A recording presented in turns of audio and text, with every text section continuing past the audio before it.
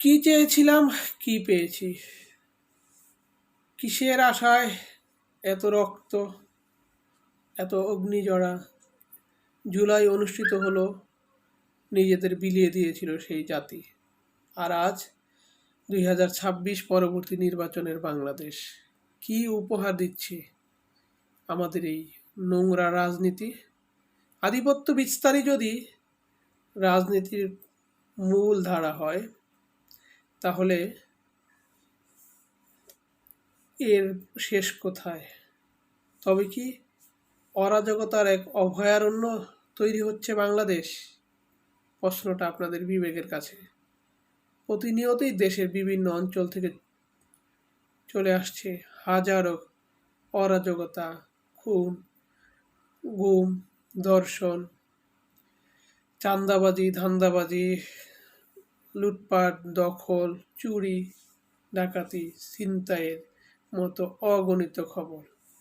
তার মধ্যে কিছু খবর বিবেককে নেড়ে দিতে বাধ্য হয়, কিছু খবর এড়িয়ে যাওয়ার সুযোগ হয়। কিন্তু যে সকল খবর আমরা এড়িয়ে যেতে পারি না, তা না বলে বসেও তো থাকতে পারি না, তাই না?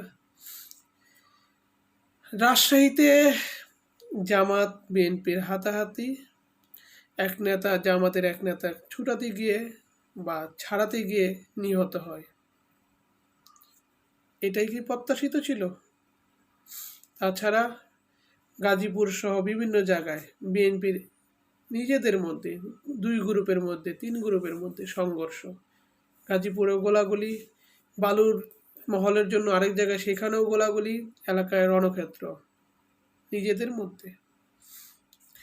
7 বছরের শিশু যেখানে এখন নিরাপদ নয়, যেখানে তারাবি নামাজ পড়তে যাওয়া 10-12 বছরের বালকটি নিরাপদ নয়, এই কি বাংলাদেশ আমরা চাই? এটা তো প্রত্যাশিত ছিল না।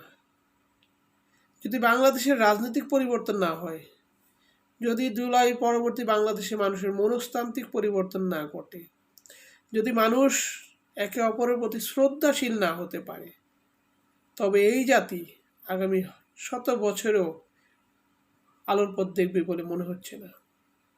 সন্দেহ থেকেই যায়। দুঃখ ভারাক্রান্ত হৃদয়ে বারবার প্রত্যাশা করি বাংলাদেশ সুন্দর, গোছালো, মার্জিত, পরিপাটি একটি দেশ হোক, যেখানে শান্তির অভয়ারণ্য হোক। কিন্তু এখানে অরাজকতার অভয়ারণ্য হলে তা মেনে নেওয়া সম্ভব না। আল্লাহ হাফেজ।